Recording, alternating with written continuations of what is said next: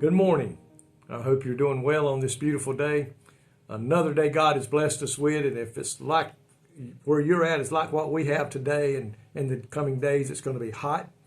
And we pray that you'll be careful as you're working in the heat and don't let it get the best of you. But I want to talk to you today about Psalms chapter 62, verse 1 and 2. It says, truly, my soul waiteth upon God. From him cometh my salvation. And it says, he only is my rock and my salvation. He is my defense. I shall not be greatly moved. That is such a calming verses right there. It says, my soul waiteth on God. I don't go running around crazy, screaming, all is lost. I wait upon God, because from him cometh my salvation. And it said, he is only my rock. I don't have to depend on anything else. God is my rock that I can stand upon with assurance, and my salvation. He is my defense. He comes to my defense to fight the enemies and the things that would come against us. And it said, I will not be greatly moved.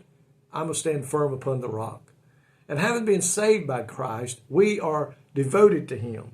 And this psalm expresses a fundamental truth by which we should live. I want you to listen. In the times of trouble, affliction, or opposition from the enemy that will come against us, it says we should turn to God as our refuge and as our deliverer. God is a place of refuge. We can hide under the cover of God, and we can know that he is our deliverer. The Bible says he is an overcomer, and we are an overcomer through Jesus Christ. Being devoted to God is demonstration, though a passion to obey, a spirit of humility, and a heart of service. That's the way we are to be. And it says, as one who trusts in God, we should say, I will allow no trouble. I will allow no trouble. I will allow no crisis, and it says here, or any suffering to shake my confidence in God. My friend, when all looks hopeless, we can still trust in God.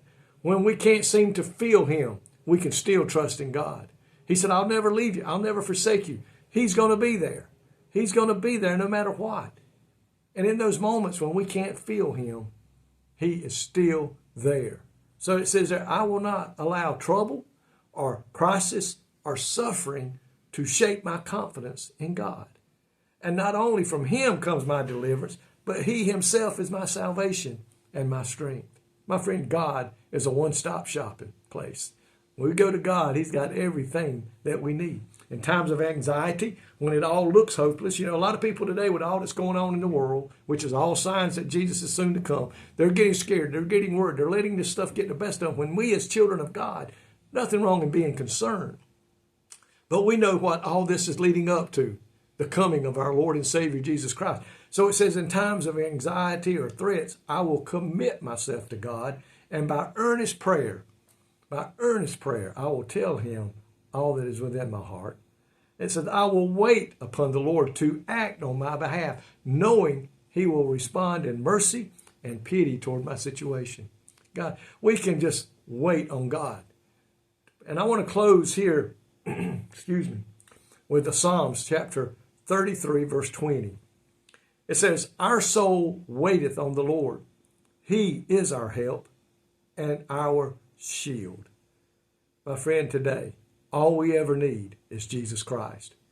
And my friend, if you're lost today, if you'll just give your life to Christ and ask him to come in and live with you, you too can have this assurance that he is there no matter what.